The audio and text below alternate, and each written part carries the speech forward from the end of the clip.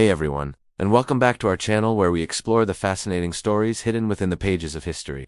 Today, we're diving deep into the book of Genesis, but we're not focusing on Adam, Noah, or Abraham. Instead, we're shining a light on a figure you might have skipped over. Mahalalel, ever heard of him? If not, you're not alone. He's part of that long list of names, the begats, that can seem a bit dry. But what if I told you there's more to these names than just a family tree? Let's uncover the story and significance of Mahalalel together. So, who was Mahalalel? According to Genesis chapter 5, he was the great-grandson of Adam and Eve. Through their righteous son Seth, the lineage goes like this: Adam, then Seth, then Enosh, then Kenan, and then our guy Mahalalel. He was the fifth patriarch in the line of Seth, a lineage that stands in stark contrast to the line of Cain. While Cain's descendants are noted for building cities and creating instruments, Seth's line is primarily remembered for one thing: calling upon the name of the Lord. Mahalalel was born into a heritage of faith, a family line that carried the spiritual hope of humanity forward. Now, let's talk about his name. In ancient cultures, names weren't just labels. They carried deep meaning, often reflecting a parent's hopes or a prophetic insight. Mahalalel is a beautiful Hebrew name.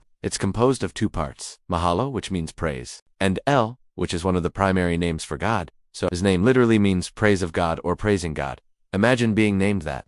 It's a powerful statement, especially during those early days of humanity. It suggests that his father, Kenan, had a heart full of worship and thanksgiving, and he passed that legacy on to his son. Mahalalel's very existence was a declaration of praise to the Creator. The Bible tells us that Mahalalel lived to be 895 years old. That's an incredibly long life by our standards, but it was typical for the pre-flood patriarchs. He lived through a vast stretch of ancient history, witnessing incredible changes in the world. He was born, he had a family, and at the age of 65 he became the father of a son named Jared. The Bible then says he lived another 830 years. Having other sons and daughters before he died. This simple formula: he lived, he had children, he died, is repeated for each patriarch. But it's not just a boring list. It's a testament to God's faithfulness in preserving a righteous line, generation after generation, leading all the way to Noah and, eventually, to the Messiah. Mahalalel's son was Jared, and his grandson was the famous Enoch, the man who walked with God and was no more, because God took him. This means Mahalalel was the grandfather of one of the most remarkable figures in the entire Old Testament.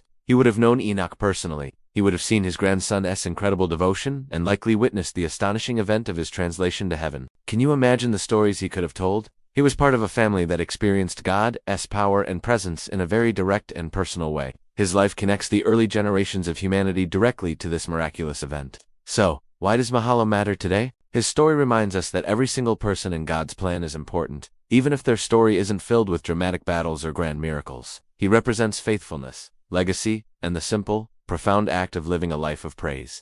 His name, Praise of God, is a call to us as well. It encourages us to see our own lives as an opportunity to praise our Creator. We may not live 895 years, but the time we have is a gift.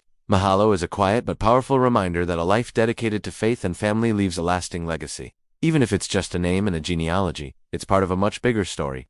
Thanks so much for joining me on this deep dive into a lesser-known biblical figure. If you enjoyed this, please hit that like button. Subscribe for more content, and let me know in the comments which other hidden figures from history you'd like to explore next. Until next time, stay curious.